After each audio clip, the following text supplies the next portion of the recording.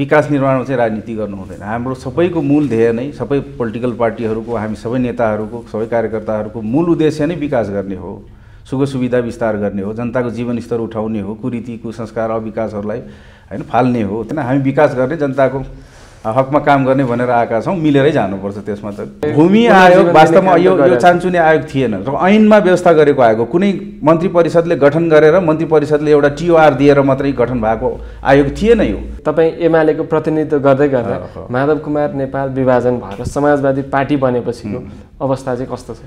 नेकपा एमाले हाम्रो मुलुकको सबैभन्दा सुव्यवस्थित, सबैभन्दा डिसिप्लिन, सबैभन्दा जनतामा भिजेको, जनताको दुःख कष्ट सबैभन्दा नजिकबाट बुझेको पार्टी भनेको नेकपा एमाले हो। नेकपा एमाले यो देशको प्रमुख राजनीतिक शक्ति हो। मुक्त कमैयाहरूलाई पनि अव्यवस्थित बसोबासीका रूपमा लिएर हामीले नयाँ जग्गा पहिचान गरेर दिनुपर्छ। त्यो कुरामा चाहिँ सङ्घीय सरकारले बुझ्नुपर्छ। यो कुरा सङ्घीय सरकारले मुक्त कमैयाको इस्युलाई राम्ररी टुङ्ग्याएन हैन। एउटा दासको जीवन बिचारा बाँचेर आउनु भएको मान्छे मुक्ति घोषणा भयो। उहाँहरूलाई अझै पनि हैन वनले चाहिँ काठ पनि उपलब्ध गराएन, घर बनाउने कुरा पनि। अस्ति पनि बजेट आयो, अन्तिम घडीमा आयो, फेरि फिर्ता जानुपर्ने स्थिति आयो। मुक्त कमैयाहरूको लागि 2-2 कट्ठा दिएर एउटा गाउँमा राखेको छ र तिमीहरू सधैँका लागि मजदुर हौ भन्ने अर्थमा सरकारले लिएको छ। यो दुःखद कुरा हो। कैलालीको सन्दर्भमा र अरू हाम्रो प्रदेशको हिसाबमा पनि भन्ने हो भने घोडाघोडीलाई चाहिँ हामीले शिक्षाको एउटा नमुना स्थल बनाउने, हब बनाउने भनेर पनि लागेका छौँ। त्यसो भएर शैक्षिक हिसाबले पनि विगतमा पनि त्यो अलिकति राम्रो ठाउँ मानिन्छ। अहिले पनि हामीले त्यसलाई शैक्षिक एउटा स्थलका रूपमा विकास गर्दैछौँ, जहाँ शिक्षा लिन पनि घोडाघोडी जानुपर्छ, घोडाघोडी ताल घुम्न, घोडाघोडीको अध्ययन गर्न। अहिले चाहिँ हामीले त्यहाँ जलाधारको विकास गर्ने, संरक्षण गर्ने र टुरिस्ट एरिया चाहिँ त्यसलाई विकास गर्दैछौँ। हामीले इन्ट्रान्स गेट म्यानेजमेन्ट गरेका छौँ। धार्मिक क्षेत्र त्यहाँ वर्षभरिमा 10-11 पटक चाहिँ त्यहाँ ठुलो मेलाहरू लाग्छ। त्यसलाई चाहिँ धार्मिक क्षेत्र व्यवस्थापन गर्दैछौँ। पार्किङ एरियाहरू फराकिलो बनाइसकेका छौँ। 180 वटा बच्चाको हाम्रो प्रत्यक्ष नगरपालिका चाहिँ शैक्षिक अभिभावक भएको छ। 180 वटा बच्चाको हामी प्रत्यक्ष शैक्षिक अभिभावक छौँ। उहाँहरूलाई हामीले स्कुल ड्रेस अनि स्टेसनरी, किताब कापी, झोलादेखि लिएर सबै कुरा हामीले दिइरहेका छौँ। जस्तो मान्नु त्यहाँ अछामी भाषी या ढोटेली भाषी विद्यार्थी बहुसङ्ख्यक छन् भने बहुसङ्ख्यक विद्यार्थीलाई शिक्षा सहजीकरण गर्ने भाषाका रूपमा त्यही सम्बन्धित भाषालाई लिनुपर्छ। जस्तो थारू भाषाको बहुसङ्ख्यक कुनै विद्यालयमा बहुसङ्ख्यक बच्चा चाहिँ थारू भाषी छन् भने उनीहरूलाई चाहिँ शिक्षामा सहजीकरण गर्नका लागि म्याथमेटिक्स पढाउँदा या के अरे साइन्स पढाउँदाखेरि थोरै भए पनि अलिकति भाषाका रूपमा सहजीकरण गर्ने भाषाका रूपमा चाहिँ थारू भाषालाई लिनुपर्छ। र नगरपालिका भनेको एउटा सामान्य कार्यालय होइन, यो सङ्घीय सरकारको सम्पूर्ण इकाइ हो। त्यो तल्लो इकाइ सम्पूर्ण हो, गाउँमा पुगेको सिंहदरबार हो।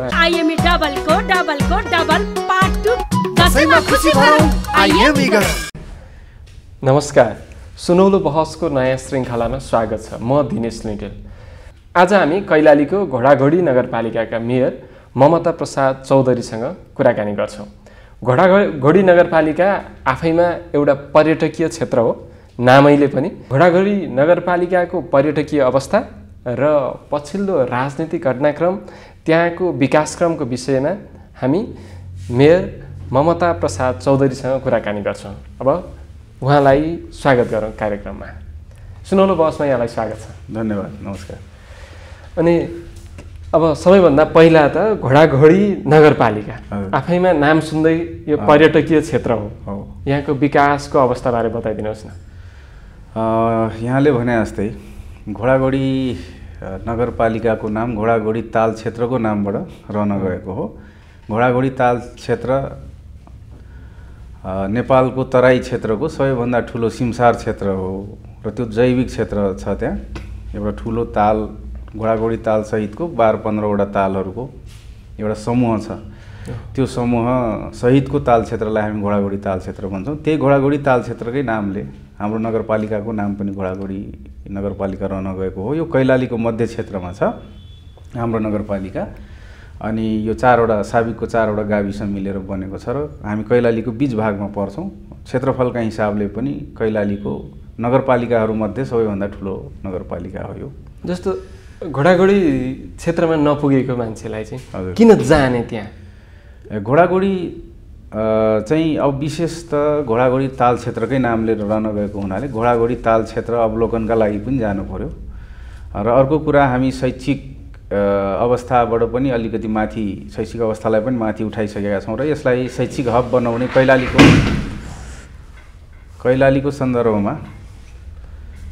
सन्दर्भमा र अरू हाम्रो प्रदेशको हिसाबमा पनि भन्ने हो भने घोडाघोडीलाई चाहिँ हामीले शिक्षाको एउटा नमुना स्थल बनाउने हब बनाउने भनेर पनि लागेका छौँ। त्यसो भएर शैक्षिक हिसाबले पनि विगतमा पनि त्यो अलिकति राम्रो ठाउँ मानिन्छ। अहिले पनि हामीले त्यसलाई शैक्षिक एउटा स्थलका रूपमा विकास गर्दैछौँ जहाँ शिक्षा लिन पनि घोडाघोडी जानुपर्छ, घोडाघोडी ताल घुम्न, घोडाघोडीको अध्ययन गर्न, होइन। र त्यसै गरी व्यावसायिक हिसाबले पनि हामी महत्त्वपूर्ण ठाउँमा छौँ। त्यो के अरे यतापट्टि भजनी नगरपालिका र बोर्डर एरिया छ इन्डियासँगको, त्यसै गरी माथिपट्टि अर्को पालिका छ गाउँपालिका चुरे गाउँपालिका के अरे महुन्याल गाउँपालिका र धेरै गाउँपालिकाको बिचमा छौँ हामी। त्यसो भएर रणनीतिक रूपमा पनि व्यावसायिक रूपमा पनि कैलालीको हकमा चाहिँ हामी महत्त्वपूर्ण ठाउँमा छौँ। घोडाघोडी ताल घुम्न मन लाग्यो कसैलाई, सजिलो रुट अथवा सजिलो बाटो देखाइदिनु अनि त्यहाँ गएपछि के पाउँछ? रोडवेबाट जानुभयो भने महेन्द्र राजमार्ग हुँदै जानुभयो भने कर्णाली तर्ने बित्तिकै चिसापानी तर्ने बित्तिकै होइन 22-25 किलोमिटर पछि हाम्रो पालिका आउँछ।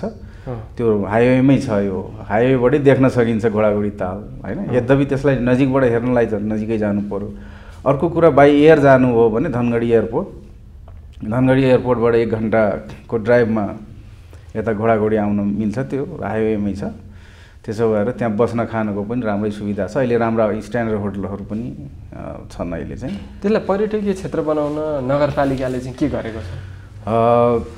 हाम्रो एउटा पहिलादेखिको एउटा सपना हो त्यो घोडाघोडी ताल। त्यसो भएर घोडाघोडी ताललाई हामीले एउटा शैक्षिक यो पर्यटकीय नगरी हबका रूपमा विकास गर्ने एउटा यो मेजर डेस्टिनेसन्स मध्येको सुपको हामीले खप्तर, त्यसपछि शुक्लाफाँटा, रामारोशन लगायत पछिको चाहिँ घोडाघोडी ताल नै एउटा मेजर डेस्टिनेसन बनाउने भनेर हामी पनि लागि परेकै छौँ। अनि ठ्याक्कै के गर्नु भएको छ? लागि परेको छौँ भन्दै त्यही म भन्दैछु। त्यसो भएर अब यहाँभन्दा विगतमा चाहिँ के अरे नेपाल सरकारले यसलाई चाहिँ धेरै पहिचान गर्न सकेको थिएन वा चाहिँ यसलाई धेरै प्राथमिकताको विषय बनाउन सकेका थिएन। त्यसो भएर अब जब हामी नगरपालिका भएर आयौँ, स्थानीय सरकार भएर आयौँ, हामीले घोडाघोडी पर्यटन बोर्ड बनाएका छौँ। त्यो बोर्ड चाहिँ नगरपालिकाको एउटा आङ्गिक निकाय हो जसले पर्यटन वन वातावरणका क्षेत्रमा काम गर्छ र त्यो बोर्ड मार्फतै हामीले त्यसलाई संरक्षण गर्ने र त्यहाँ पर्यटकीय सम्भावनाहरूको विकास गर्ने गरिरहेका छौँ। अहिले चाहिँ हामीले त्यहाँ जलाधारको विकास गर्ने, संरक्षण गर्ने र टुरिस्ट एरिया चाहिँ त्यसलाई विकास गर्दैछौँ। हामीले इन्ट्रान्स गेट म्यानेजमेन्ट गरेका छौँ। धार्मिक क्षेत्र त्यहाँ वर्षभरिमा 10-11 पटक चाहिँ त्यहाँ ठुलो मेलाहरू लाग्छ, त्यसलाई चाहिँ धार्मिक क्षेत्र व्यवस्थापन गर्दैछौँ। पार्किङ एरियाहरू फराकिलो बनाइसकेका छौँ। वरिपरि घुम्ने वाकवेहरू अहिले भर्खरै मात्रै पर्यटन विभागबाट हामीले चाहिँ काम गर्दैछौँ। त्यसै गरी हाम्रो पर्यटन बोर्डबाटै पनि त्यो ड्यामलाई उठाउने, फेन्सिङ गर्ने, अर्को छेउको तालमा चाहिँ हामीले बोटिङ गर्ने कुरा गरिरहेका छौँ। त्यसै गरी एनिमल रेस्क्यु सेन्टर बनाउँदैछौँ, भ्यू टावरहरू, त्यसै गरी अब त्यो होमस्टेहरू निर्माण गर्दैछौँ। एउटा गाउँमा होमस्टे अलरेडी छँदैछ, नगरपालिका आफैले बनाउँदैछ। हामीले उनीहरूलाई चाहिँ प्रोत्साहन गरिरहेका छौँ। अलरेडी एउटा निर्माण पनि भएको छ र नगरपालिकाले समग्र नगरभित्रका पर्यटकीय सम्भावना खोज्नका लागि एउटा बोर्ड निर्माण गरेका छौँ। हामीले त्यो बोर्ड मार्फतै सबै अध्ययन भएको छ, मास्टर प्लान बनिसकेका छ। यस घोडाघोडी ताल क्षेत्रको दीर्घकालीन व्यवस्थापनका लागि एउटा हामीले गुरु योजना तयार गरिसकेका छौँ। त्यही अनुसार अब हामीले विभिन्न स्टेक होल्डरहरूलाई काम गराउँदैछौँ। सङ्घीय सरकारको पनि ध्यान आकर्षण भएको छ, प्रदेश सरकारलाई पनि हामीले त्यसमा काम गर्नुहोस् भनिरहेका छौँ र अध्ययनको कपी गरेका छौँ। र खास महत्त्वपूर्ण कुरा के छ भने अहिले अब रिसेन्टली हामी यसलाई चराको सेङ्चुरी, बर्ड सेङ्चुरी चाहिँ घोषणा गर्ने उसमा जाँदैछौँ। सङ्घीय सरकारलाई गर भन्दैछौँ, हामी आफैले गरिसकेका छौँ त्यो घोषणा। तपाईँहरूले पहिचान चाहिँ गर्नुभएको छ कि छैन? त्यहाँ कति खालको घोडाघोडी कति चरा पाउँछ भन्ने खालको एकदम सबै कुरा लिस्टेड छ। हामीले अध्ययन गरेर त्यो मास्टर प्लानमै लेखिसकेका छौँ। पहिल्यैदेखि हामी त्यो विषयमा छौँ। जस्तो मेरै कुरा गर्नुहुन्छ भने म पनि त्यहाँ नजिकै अब रैथाने पनि भएको हुनाले र हामीले सधैँ त्यसलाई कन्जर्भेसनमा म लागेको मान्छे भएको हुनाले हामीलाई पुरै थाहा छ त्यसको जीवन के हो, यसलाई के गर्दाखेरि बेटर हुन्छ, होइन, के सम्भावना खोज्ने, के गर्दाखेरि पारिस्थितिक प्रणालीदेखि लिएर अन्य कुरा पनि अक्षुण्ण रहन्छ। र त्यो एउटा जुलोजिकल पार्क जस्तो, एउटा जैविक चिडियाघर जस्तो हो त्यो घोडाघोडी ताल। त्यसो भए त्यसलाई त्यो अर्थमा पनि हामीले विकास गर्दैछौँ र अब वरपर घुमेर रमाइलो गर्ने, चराहरू अवलोकन गर्ने देखि लिएर सबै कुराको व्यवस्थापन हामी गर्दैछौँ। अहिले अब 3 किलोमिटर जति हामीले वाकवे निर्माण गर्दैछौँ तुरुन्तै यो 2 महिनाभित्र। हजुर। अनि त्यसपछि भ्यू टावरहरू निर्माण गर्दैछौँ लगायतका कुराहरू अब सम्भावना खोजेर गएका छौँ। यो बिचमा कोभिडले गर्दा अलिकति काममा डिस्टर्बेन्स आयो, नत्र त धेरै कुरा अहिले चाहिँ प्रत्यक्ष देखिने गरी यहाँहरूले देख्न सक्नुहुन्थ्यो। यद्यपि अलिकति हामीले यसलाई यो इको फ्रेन्डली चाहिँ कामहरू गर्नुपर्ने आवश्यकता छ हैन। वन वातावरणलाई नमासिकन विकास निर्माण हुँदा हो चराहरू विस्थापित हुने अवस्था हो। त्यसो भए उनीहरूलाई डिस्टर्ब नहुने गरी जैविक विविधतालाई कायम राख्ने गरी नै हामीले वातावरण मैत्री र यो प्रकृति मैत्री चाहिँ हामीले त्यहाँ कन्स्ट्रक्सनहरू गर्ने हो। त्यस्तो धेरै कङ्क्रिटको कन्स्ट्रक्सन गर्न मिल्दैन। त्यसो भए त्यो अध्ययनले हामीलाई देखाएको छ र यो कुरामा हामी सबै एग्री छौँ। जस्तो यो कन्जर्भेसनिस्टहरू हैन, WWF देखि लिएर यो ZSL देखि लिएर उहाँहरूलाई पनि हामीले त्यहाँ उहाँहरू विगतदेखि नै काम गरिरहनु भएको छ अलिअलि। अहिले त उहाँहरूलाई इन्भाइट गर्दैछौँ हामीले। त्यसै ताल संरक्षण समितिले पनि कार्यक्रम त्यहाँ गर्ने तयारी गरिरहेको छ। पर्यटन विभागले काम गरिरहेछ। हामी आफै पनि त्यो वाटर गेट म्यानेजमेन्ट गर्दैछौँ, त्यसलाई ब्युटिफिकेसन सहितको। त्यो क्रमशः यो अगाडि बढ्दै जाने कुरा हो। यो नगरपालिका चाहिँ समथर भूभागमा पर्ने हो, एकदम समथर भूभागमा पर्छ। विकास निर्माणका लागि चाहिँ तपाईँ मेयर बन्नु भएको छ, के काम भए? समथर भूभागमा छ यो, जङ्गल धेरै छ हामीसँग हैन। 68वटा सामुदायिक वन छ, त्यो पनि आफैमा पनि एउटा चाहिँ स्ट्रेन्थ हो हाम्रो। त्यसै गरी अब हामीसँग त्यो कन्द्रा नदी भन्ने छ, जसबाट हामी ढुङ्गा गिट्टी बालुवा पनि उत्खनन गर्छौँ। त्यसबाट पनि थोरै पैसा त आउँछ, तर त्यसले अलिकति बढी तटबन्ध गर्नुपर्ने, कन्द्रा नदीलाई म्यानेज गर्नुपर्ने अलिकति च्यालेन्जिङ छ त्यो। र साविकको यो रामशिखर जाला गाविस भन्ने छ साविकको, त्यो एरिया चाहिँ खास गरी 4 नम्बर र 9 नम्बरमा बढी चाहिँ नदीहरूको बङ्गालो, धेरै नदी बहाउनलाई त्यहाँ विकास गर्न आफैमा पनि चुनौतीपूर्ण छ। धेरै पुल पुलेसाहरू निर्माण गर्नुपर्ने अवस्था छ।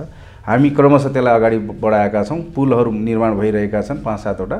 त्यसै गरी अब हामीले रोडहरू चाहिँ एकदमै स्तर उन्नति गरेका छौँ। जहाँ एउटा मात्रै मुस्किलले चाहिँ डल्लफ लडिया भन्छौँ नि हामी, गोरुगाडाहरू मुस्किलले छिर्ने, एउटा गाडी मात्रै मुस्किलले ठुलो गाडी जान नसक्ने अवस्थाको बाटोलाई फराकिलो बनाएर 16 मिटर, 14 मिटर, 12 मिटर, 10 मिटरसम्मको न्यूनतम हामीले बाटोहरू एकदमै बेस तयार गरेर छोडेका छौँ। करिब 350 किलोमिटर, 400 किलोमिटर हामीले चाहिँ स्तर उन्नति। तराई क्षेत्रमा अथवा समथर क्षेत्रमा बाटो निर्माण गर्नु ठुलो कुरो मानिँदैन, तर त्यो बाटो सधैँभरि 12 महिना चाहिँ हिँड्न चल्ने हालतमा राख्न चाहिँ चुनौतीपूर्ण हो। यहाँले भने जस्तै चुनौतीपूर्ण छ। त्यसको लागि चाहिँ के गर्नु भएको छ? त्यो त मेन्टेनेन्समा धेरै लाग्छ। त्यसो भएर अब अपग्रेड भएका बाटाहरूलाई क्रमशः पिचमा जानुपर्छ। कालोपत्रे नगरिकन छोड्ने हो भने मेन्टेनेन्स धेरै पर्छ। तराईमा कालोपत्रे त एउटा छँदैछ, सबैभन्दा धेरै डुबानको समस्या, डुबानको र कटानको समस्या। त्यो हाम्रो पालिकामा पनि मैले अघि नै भने कन्द्रा नदी छ। कन्द्रा नदीले 6वटा हाम्रो वडालाई बीचबाट गुज्रेर जान्छ र 6वटा वडालाई प्रताडित गरिरहेको छ।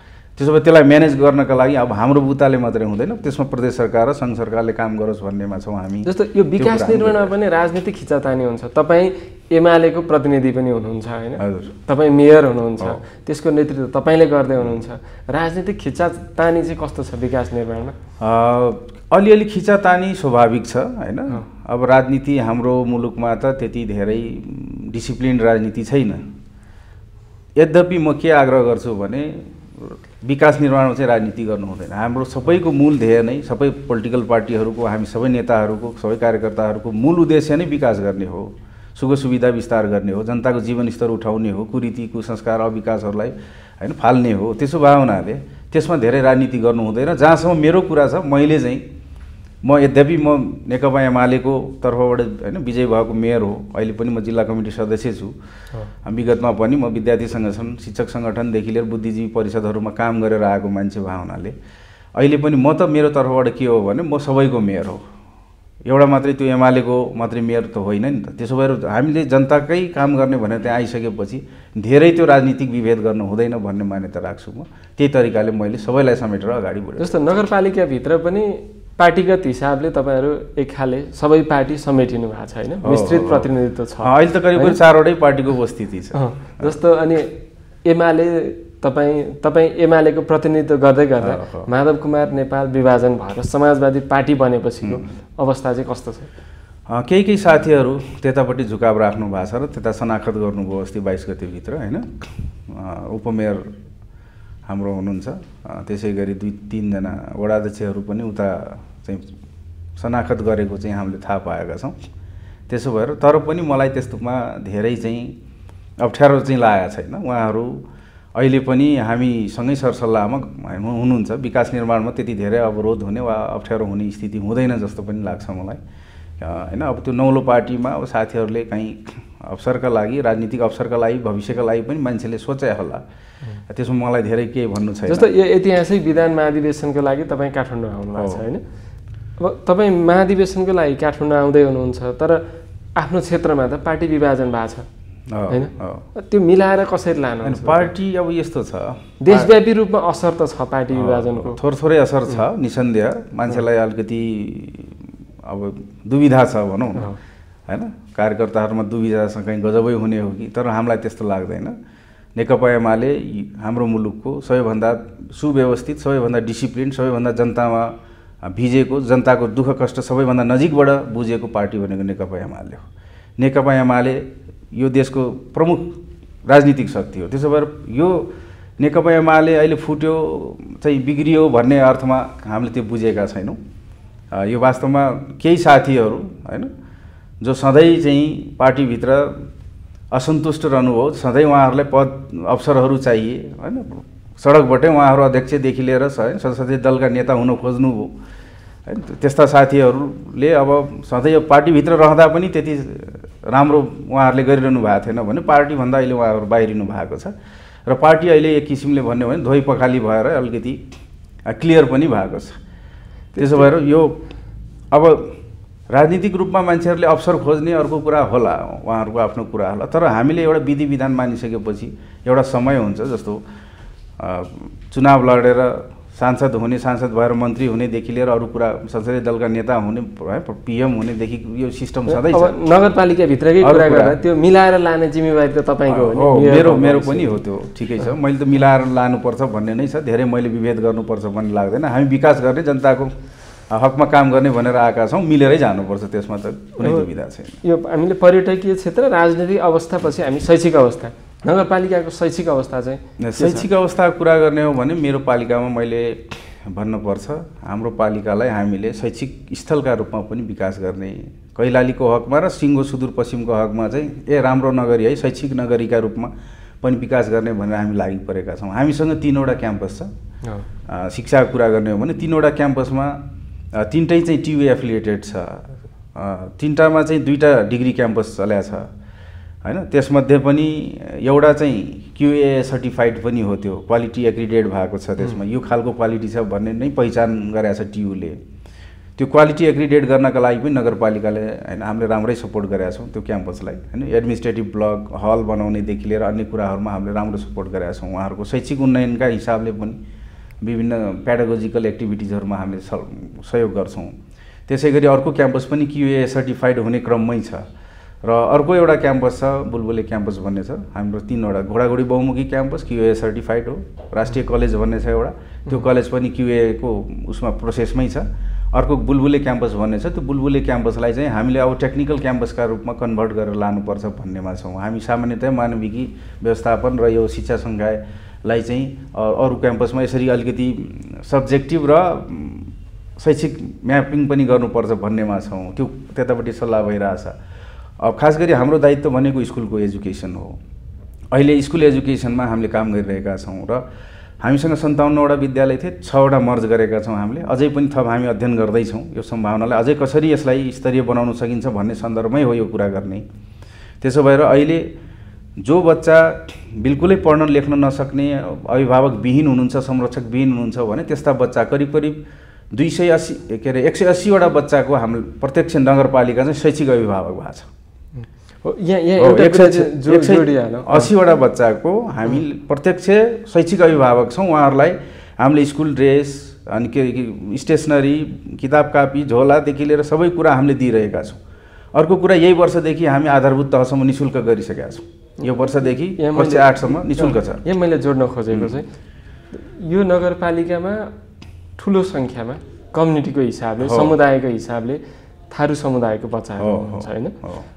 नगरपालिकाभित्र थारू समुदायको बारेमा पढाउने, त्यो भाषा पढाउने, त्यो प्रक्रिया धेरै नगरपालिकाहरूले गरिराखेको हो। हाम्रोमा तपाईहरुले के गर्नु हाम्रोमा पनि छ। हामीले स्थानीय पाठ्यक्रममा थारू भाषा र नेपाली भाषा दुईटैलाई जोड दिइसकेका छौँ। मातृभाषा पढाइदिएपछि चाहिँ उसले उत्साह जनाउँदो रहेछ। हो, एउटा शिक्षाप्रतिको लगाव बढाउँछ। नेपाली भाषा घरमा मातृभाषा बोल्छ, नेपाली भाषा बोलेपछि त्यो स्कुल जान चाहँदो रहेछ, उसको अपनत्व हुन्छ हैन। अब यो थारू भाषा उसले बोल्न पायो भने अपनत्व महसुस गर्छ। त्यहाँको अब अवस्था यसका सन्दर्भमा अब धेरैले यो कुरा त बुझ्दैनन्, बुझाउनु पनि गाह्रो छ। इभन कार्यपालिकाहरूमा अरू तल तहमा पनि बुझाउन चाहिँ गाह्रो छ।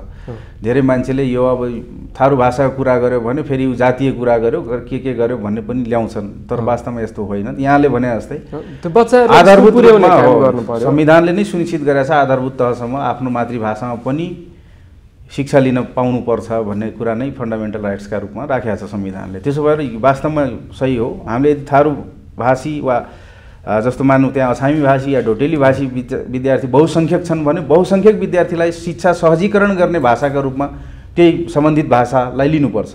जस्तो थारू भाषाका बहुसङ्ख्यक कुनै विद्यालयमा बहुसङ्ख्यक बच्चा चाहिँ थारू भाषी छन् भने उनीहरूलाई चाहिँ शिक्षामा सहजीकरण गर्नका लागि म्याथमेटिक्स पढाउँदा या के अरे साइन्स पढाउँदाखेरि थोरै भए पनि अलिकति भाषाका रूपमा सहजीकरण गर्ने भाषाका रूपमा चाहिँ थारू भाषालाई लिनुपर्छ भन्ने भाषाका कारण सिक्नबाट वञ्चित नहोस्। त्यसो भए त्यो कुरालाई चाहिँ एप्लाई गर्नुहोस् भनेर हामी बारम्बार प्रहरुको मिटिङमा गरिरहेका छौँ। मैले भन्दै थिएँ आधारभूत तहसम्म हामी निःशुल्क गरिसकेका छौँ।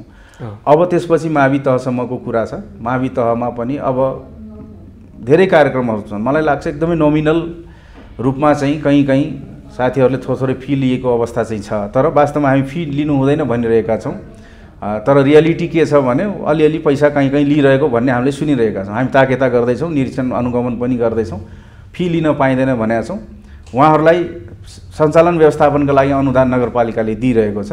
त्यसो भएर शिक्षामा राम्रै काम भइरहेको छ। पहिला चाहिँ परीक्षा प्रणाली त्यति राम्रो थिएन, परीक्षा प्रणाली राम्रो गऱ्यौँ। पेडागोजिकल कुराहरूमा पनि सपोर्ट गऱ्यौँ हामीले। कुनै विद्यालयमा टोयलेटको भवनको अभाव छैन। अहिले कहीँ घेरबारदेखि लिएर अलि सानसाना कुराहरूमा समस्या होलान्। हामीले क्वारेन्टाइन पनि चलायौँ विद्यालयहरूमा। त्यसले बिजुली पानी हैन टोयलेटदेखि सबै कुराहरूमा चाहिँ सबै प्रबन्ध छ। आइसिटीको सपोर्ट गरेका छौँ। सबै विद्यालयमा इन्टरनेट र आइसिटी छ। त्यसो भएर त्यो कुरा चाहिँ अहिले शिक्षामा फड्को मारेका छौँ हामी। जतिसुकै सुधार गरे भने पनि यसलाई एप्लिकेसनमा जान चाहिँ एउटा प्रसङ्ग चाहिँ सरकारी स्कुल नपढाएर निजी स्कुल पढाउनु पर्ने, तपाईँले आफ्नो सन्तानले निजी स्कुल पढाउनु पर्ने बाध्यता त हाम्रो सरकारी स्कुलको गुणस्तर नबढेर हो। त्यसको लागि के गर्नु भएको छ?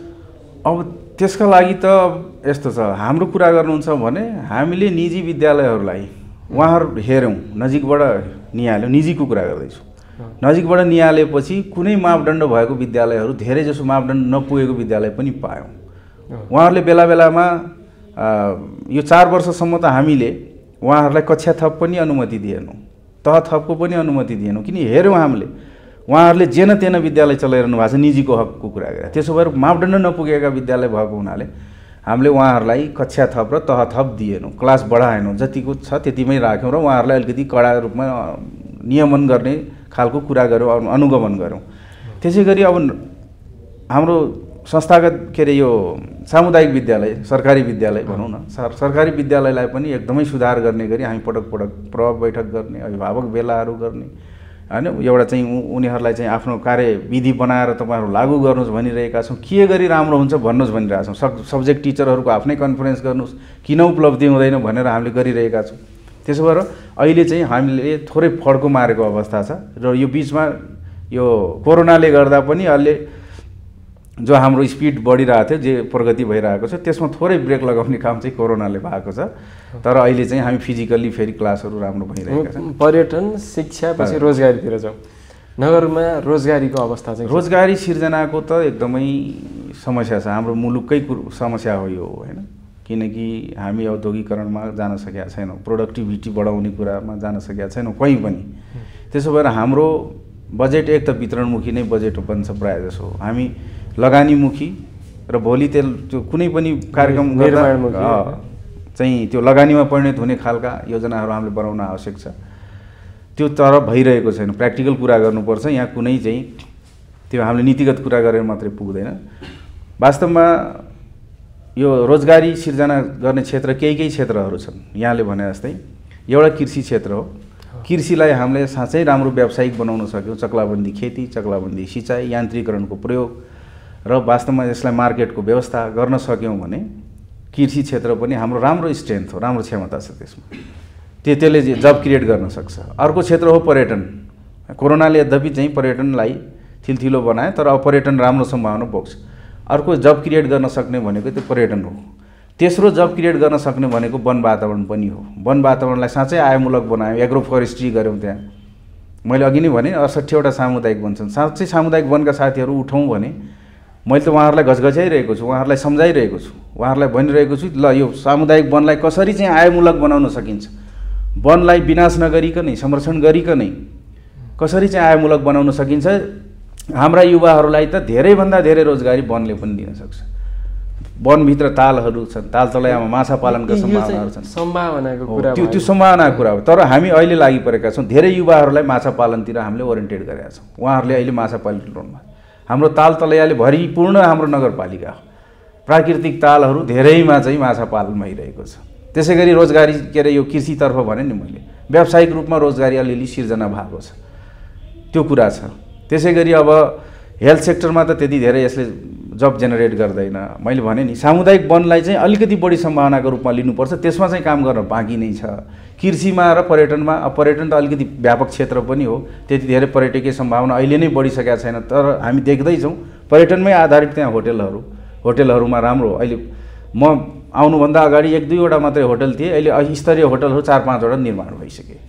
त्यसै गरी हैन विभिन्न क्षेत्रहरू छन्। खास गरी कृषिलाई नै हामीले प्राथमिकतामा राखेका छौँ। मैले जोड दिन खोजेको चाहिँ घोडाघोडी नगरपालिका क्षेत्र हजुर आम सर्वसाधारणको आश्रित चाहिँ भारतदेखि अथवा रोजगारीको लागि भारत जाने रोजगारीका क्रमलाई परिवारै भारत जाने अवस्थालाई रोक्न चाहिँ तपाईँले यो 4 वर्षको अवधिमा के गर्नुभयो? अब किनभने त्यो त दृश्य तपाईँले पहिलो बच्चादेखि नै देख्नु भएको छ। अब त्यो कुरा छ। तपाईँ मेयरको नेतृत्व गर्दै गर्दा हैन, मेयर यस सन्दर्भमा चलाउँदै गर्दा हो हामीले केही काम त गर्यौँ। जस्तो मैले भने नि कृषिलाई व्यवसायीकरण गर्ने, पालनहरू पशुपालन जस्तो बङ्गुर पालन, त्यसपछि यो म आउनुभन्दा अगाडि म तपाईँलाई एउटा उदाहरण दिन्छु। बङ्गुर पाल्ने चलन कस्तो थियो भने एउटा बङ्गुरको पाठा वितरण गर्ने, एउटा चाहिँ बाख्रा वितरण गर्ने एउटा मान्छेलाई। अब त्यसो नगरिकनै अब व्यवसायमुखी हुनुपर्छ, कमसेकम 50वटा बाख्रा पाल्नु पर्यो। त्यसपछि हामीले सपोर्ट गर्छौँ उहाँहरूलाई। बङ्गुर पाल्ने बेला पनि 10वटा बङ्गुर पाल्नु पर्यो, माउ बङ्गुर पाल्नु पर्यो। त्यसपछि हामीले खोर सपोर्टदेखि लिएर दाना सपोर्ट गर्ने हो कि उहाँहरूलाई प्राविधिक सहयोग गर्ने हो कि के गर्न सकिने। माछा पालन पनि त्यही ढङ्गले जानु पर्यो। पानीको प्रबन्ध गरिदिने, भुरा दिने कि दानामा सपोर्ट गर्ने कि पोखरी मर्मतमा गर्ने कि उहाँहरूलाई पोखरी खन्नका लागि चाहिँ अनुदान दिइरहेको छ हैन सरकारले, त्यो पनि भइरहेको छ। यी कुराहरूमा चाहिँ जेनेरेट भएको छन्। तर यहाँले सोध्नुभएको, यहाँले भन्नुभयो जस्तै अहिले नै हामी नयाँ नगरपालिका, अहिले नै हामी अब एक त हामी इलेक्टेड भएर आइसकेपछि कानुनको अभाव रह्यो। हामी आफू सञ्चालित हुने कानुन 1 वर्षपछि आयो। त्यसपछि कर्मचारीको साह्रै चरम अभाव थियो। हामी 12वटा वडा 3वटा 4वटा चाहिँ सचिवले चलायो, हेर्नुहोस् वडा सचिवले। अहिले सबै वडाहरूमा चाहिँ वडा कार्यालय निर्माण गरिसकेका छौँ। 9वटा नयाँ भव्य 3-3 तलाका चाहिँ 80-80 लाखमा कमसेकम बिल्डिङहरू बनाएका छौँ। त्यो सेवा केन्द्रका रूपमा हामीले त्यसलाई विकास गरिरहेका छौँ। आफ्नो नगरपालिकाको आफ्नो छुट्टै भवन निर्माण हुँदैछ अहिले। अब त्यो हामी 4-5 महिनामा हामी त्यसभित्र सर्छौँ। त्यो खालको क्षमता बढाएका छौँ। कर्मचारीहरूको क्षमता बढाएका छौँ। स्वास्थ्यमा पनि कहीँ औषधिको अभाव हुन दिएको छैन। सबै स्वास्थ्य चौकीहरूमा चाहिँ सबै मेन पावरको व्यवस्था गरेका छौँ। कानुनहरू हामीले 38-39वटा कार्यविधि ऐनहरू सबै ड्राफ्ट गरिसकेका छौँ, पास गरिसकेका छौँ। यो खालको सक्षमता पनि विकास हो। त्यसो भएर त्यो सक्षमताले भोलिका दिनमा अझै जब क्रिएसनमा काम गर्न सक्छ। यहाँले भने जस्तै तुरुन्तै अहिले पहिचान त हामी त्यहाँ स्थानीय भएपछि यो कुरामा समस्या छ भन्ने कुरा त भन्न सक्छौँ। तर त्यसलाई साँच्चै कार्यान्वयन गर्ने बेला त चाहिन्छ नि। जस्तो एउटा औद्योगिक क्षेत्र हामी निर्माण गरेर जाँदैछौँ, जबसम्म त्यहाँ उद्योग धन्दाहरू हामी सिर्जना गर्न सक्दैनौँ।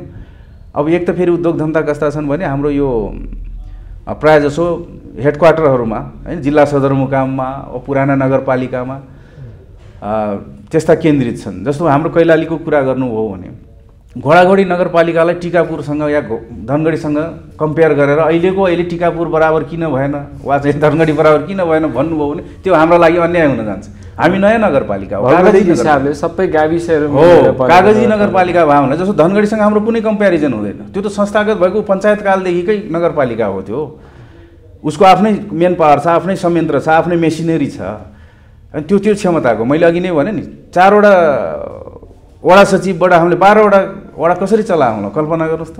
अहिले वडा भनेको विगतको गाविसभन्दा धेरै काम छ हेर्नुहोस्, र नगरपालिका भनेको एउटा सामान्य कार्यालय होइन, यो सङ्घीय सरकारको सम्पूर्ण इकाइ हो। त्यो तल्लो इकाइ सम्पूर्ण हो, गाउँमा पुगेको सिंहदरबार हो। सिंहदरबार हो, त्यहाँ स्वास्थ्य, पशु, कृषि, युवा, खेलकुद, महिला, बालबालिका उत्तिकै खाँचो छ। त्यसका लागि उत्तिकै हामीले के अरे मेहनत गर्नुपर्ने छ। हामी त 24 घन्टै लागेका छौँ यो कुरामा, 24 घन्टा। हामीलाई कुनै चाहिँ रेस्ट छैन साँच्चै भन्नु। त्यो तरिकाले हामी गएका छौँ। अब रोजगारीको सन्दर्भमा भन्नु हो नि, हामी व्यवसायीकरणमा चाहिँ बढी जानुपर्छ भन्ने मलाई लाग्छ होइन। अब व्यवसायमुखी हामीले युवाहरूलाई बनाउनुपर्छ। यहाँले भने जस्तै अहिले सबै चाहिँ भारत जाने मान्छेहरूलाई अहिले नै हामी होल्ड गर्न सक्ने अवस्थामा छैन। अहिले सबै होइन, केही मान्छेलाई रोक्न हो, रोकिया छौँ। मैले भने युवाहरूलाई हामीले पालनतिर, कृषि व्यवसायीकरणतिर उहाँहरूले फार्मिङ सुरु गरिसक्नु भएको छ, एकीकृत फार्मिङ। अनि वित्तीय सहयोगका लागि हामीले त्यहाँ भएका बैङ्क तथा वित्तीय संस्थासँग पनि कोअर्डिनेसन गराइदिइरहेका छौँ। उहाँहरूको राम्रो लगानी छ। ब्याङ्क पनि अहिले वात्तै आएको छ हाम्रो नगरपालिकामा, 8-10 वटा ब्याङ्क आयो। यसको अर्थ के हो भने त्यहाँ पक्कै पनि वित्तीय कारोबार बढी छ होइन, निक्षेप बढी सङ्कलन भइरहेछ, पुँजीको बढी परिचालन भइरहेको छ, कारोबार बढी छ भन्ने पनि अर्थ लाग्छ। त्यसो भए भने त्यो सन्दर्भमा हामी अगाडि छौँ। रोजगारी पछि यो मुक्त कमैयाको कुरा गर्नु, हजुर, तपाईँको नगरपालिकामा 12 वटा चाहिँ शिविर छन् हो होइन। यो समस्या समाधानको लागि चाहिँ के गर्नु भएको छ? अब यसमा सङ्घीय सरकारले विगतमा धेरै काम गर्यो, तर कस्तो भयो भने यो कागजी काम चाहिँ बढी भयो है। म त जनता प्रतिनिधि हो, मैले फ्याक्ट बोल्नुपर्छ यहाँ। कागजी काम बढी भयो। उहाँहरूको सेटलमेन्टका लागि मुस्किलले 2 कट्ठा जमिन, त्यो पनि मार्जिनल ल्यान्ड, त्यो पनि एकदमै सीमान्तकृत भूमि, जहाँ चाहिँ बगर हो, जहाँ चाहिँ डाँडो हो, जहाँ चाहिँ एकदमै अप्ठ्यारो ठाउँ छ, उत्पादन हुँदैन। उत्पादनका हिसाबले भन्ने हो भने उत्पादनको लागि त जमिन नै दिएन, बस्नका लागि पनि त्यो जोखिमयुक्त जमिनहरू दिइयो। यो पुरै अन्यायपूर्ण छ। यो कुरालाई पुनः रिभ्यू गर्नुपर्छ भन्ने मलाई लाग्छ। र यो सन्दर्भमा अहिले हामी भूमिको काम धेरै गरिरहेका थियौँ। अहिले यो सरकारले रोक्यो, यो वास्तवमा यो जनता विरोधी काम गरेको छ अहिलेको सरकारले चाहिँ।